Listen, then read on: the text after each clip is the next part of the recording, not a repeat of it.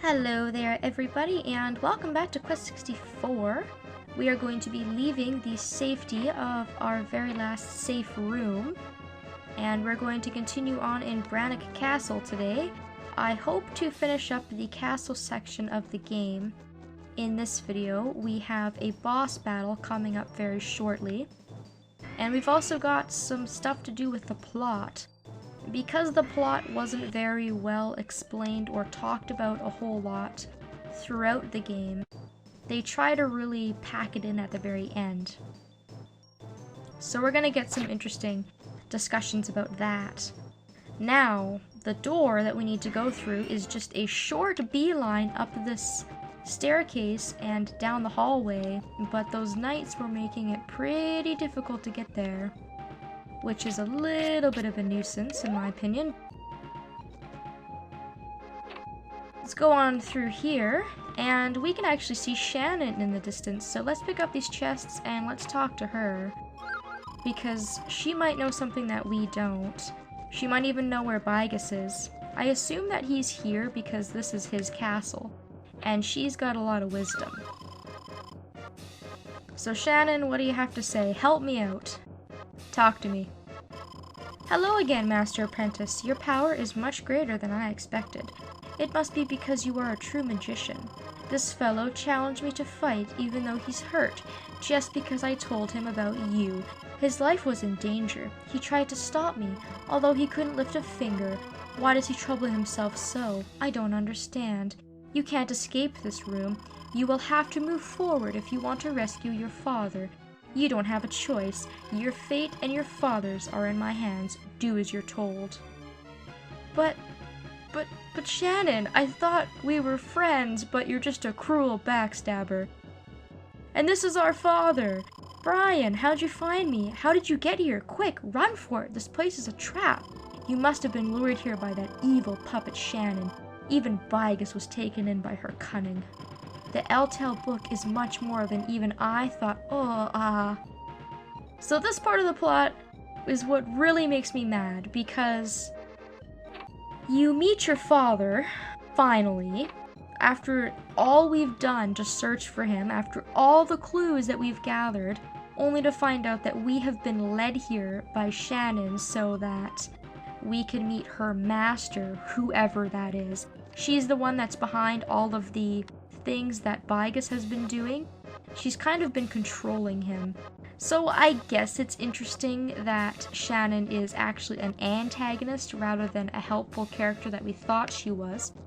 And she tells us that we have to go forward. If you try to go through this door, it's actually locked and you cannot go back. There's absolutely no way to get back to previous parts of the game. So this is 100% the point of no return if you do go through this door, so just beware of that. So we have to leave our father behind. We have no choice. I hope that she doesn't kill him as we walk away. That would be awfully cruel. But I guess we have some more business to take care of. We still have the Eltel book to find, so that the world can't fall farther into destruction. We have the mystery around Shannon, and we have King Beigis to find, so we still have quite the agenda. So through these big double doors here is our next boss battle, so just be prepared for that as you walk on through. Let's pan our camera around to reveal to us our next boss, who is none other than King Beigis himself. It seems Fargo and Guilty were not as powerful as their boasts, but my power is absolute, and before my greatness your pathetic human magic is naught but child's play. Okay, so bring it on, Beigis. He has about 2,000 HP. He's a smidgen more difficult than Guilty. He's got very devastating attacks, but luckily he does have an element. He is fire. So for you wind users out there, this is going to be a lot easier than it would be if you had gone with something else as your primary element. That green laser is his long distance attack.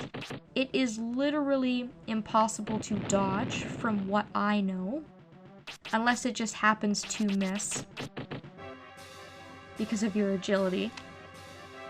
This is his mid-range attack, a sword attack, which does a little bit less damage, but still hurts quite a lot and is also unavoidable. This guy's strategy, I would say, is very, very similar to the one that I gave for Guilty. I'm going to be using a lot of magical barrier in this fight. I'm going to be burning through a lot of items in this fight, and it's basically just going to come down to outlasting him. Let's do a quick soul search to bring up his stats. Lots of attack, lots of agility, lots of defense, lots of HP. And I'm going to be using a variety of different wind spells. Wind Cutter level 3 is a good choice because you fire 6 blades at him, which do about 30 damage each. At long range, it's especially effective. At short range, you can use Large Cutter, which will probably do about 150 damage. You know, if it doesn't miss, of course. And another strategy that you can use, especially if you don't have wind, is Avalanche. Of course, that's very, very risky because Avalanche can miss. But if it doesn't miss, then you can do a lot of damage. Hitting him with my staff also works very well. Unfortunately, it usually misses, which I think is a huge pain. Let's try out an Avalanche just to see how that fares. And you can see there that it missed completely, which was a waste of a turn. Which is, of course, the kind of risk that you take when you use it. That's about all the strategy I have for Beigis. There's not a whole lot else that you could do. You could also use Wind Walk to get a little bit of an advantage on him, but honestly, it doesn't really make a difference whether you stay close to this guy or far away. He's really unpredictable. Even at a short range, he could use that long range laser attack. So it's kind of interesting because most bosses stick to a very strict regime of long range attacks at long range and short range attacks at short range, but you can see there that I'm really close to him and he still used that laser attack. And now it just comes down to rinsing and repeating. I'm getting really, really low on MP here, really low on HP, but I still have a ton of items. I have some bread kicking around somewhere, and some dewdrops and hero's drink for my MP if I need it. He should be almost done though. He shouldn't have that much fight left in him. I've been doing quite a bit of damage to him. I've been beating him down pretty hard, if I do say so myself. And again, I like to space out my magical barriers every couple of turns because I find that if I use it turn after turn after turn, it misses a lot. And if my attacks, oh my god, would stop missing, then I could maybe finish him off. That would be fantastic. He can't have that much fight left. I don't know why he's giving me such trouble here. I guess he does have pretty high defense and agility and whatnot. I'm not worried. Oh, what am I gonna do here? I need a healing item. Let's keep using these potions. Running really low on everything. I would appreciate it if you would drop dead soon here, Beigis. I need to save my steam. I still have other matters to take care of. There we go. Okay. We're gonna put another element into water. Let's go ahead and restore a little bit of MP here before we move on.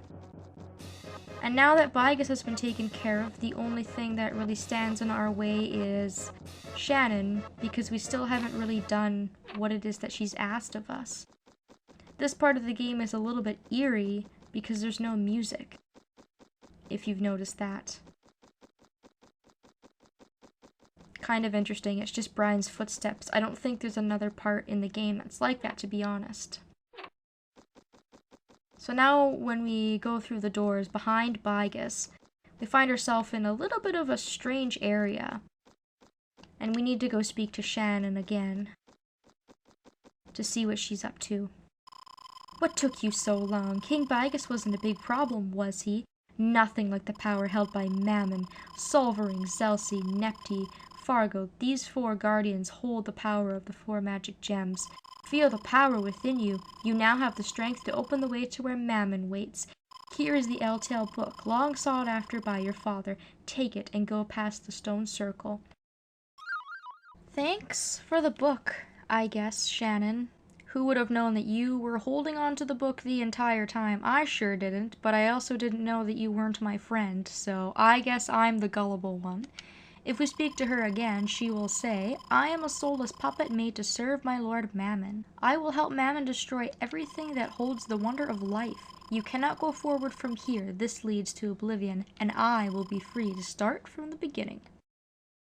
So just a little bit more on Shannon's character, if you can even call her a character, seeing as how she has just said that she's a soulless puppet, which I guess explains why she was able to do what she did without really showing any sort of emotion. She was just guiding us in the right direction. Now, Shilf and Lavar mentioned Mammon earlier on in the game, but we didn't really know who he was until now, and it's just been confirmed, of course, that he does want to destroy the world. So just a little bit of a recap so that we don't forget. A couple of times he's been mentioned in the game. I'm going to go up to the portal to where we're going to go next. The final note I'd like to say is that it also doesn't make a whole lot of sense that the 4 people that were holding the orbs were the guardians, because as far as I remember, they were just thieves that stole the orbs, and they had no current power before they had the powers of those elements that they had stolen. So this plot is just filled with holes. Fortunately, the game kind of makes up with it, because the final area we're going to be going into is sort of funky. It's really cool. You can see here that it has the 4 elements on the little towers here. And in the next video, we're going to go forward so that we can meet with the demon Mammon and get all of this stuff figured out once and for all. Thank you so very much for watching, and I hope that I will see you next time.